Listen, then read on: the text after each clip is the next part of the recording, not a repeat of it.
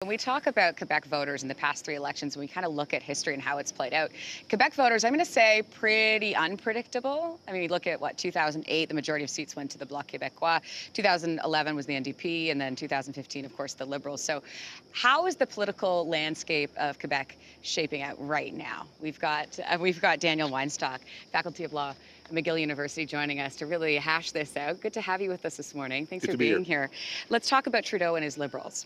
Can they break trend and hold on to that majority? What do you think?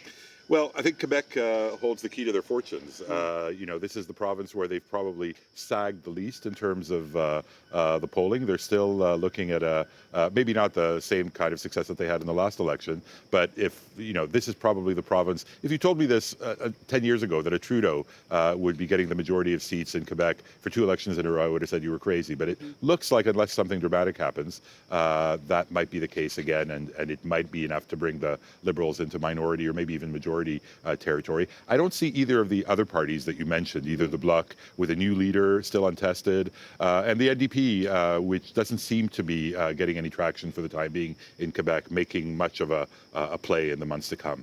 Speaking of making a play, let's talk about SNC-Lavalin. Yep. It's still obviously very much part of the discussion, but it's one of those things, the politicians are talking about it, but do Canadians care? Do they care enough for it to sway their vote? What do you think? Well, the polling suggests that they do. It's been in the headlines for months now, and it has returned to the headlines with the Dion, with the ethics commissioner report.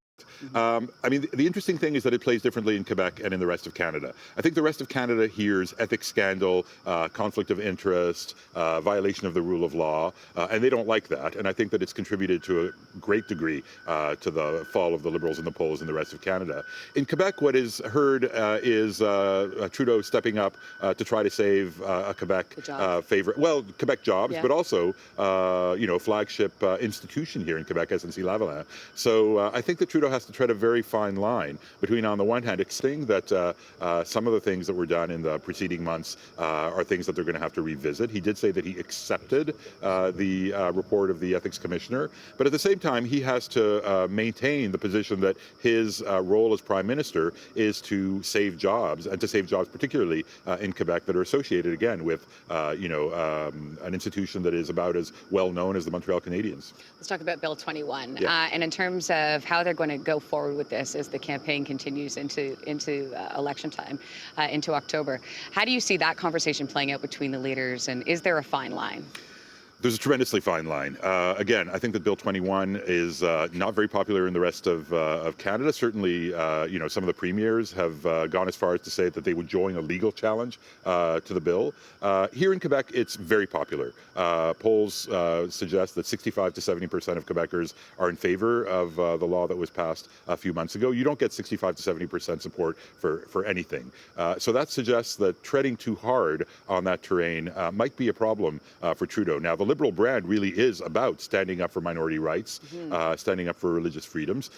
We know that Trudeau is not crazy about the bill, but the extent to which he will both be able to say, look, I'm not in favor of this, but this is a provincial jurisdiction, so I will step back.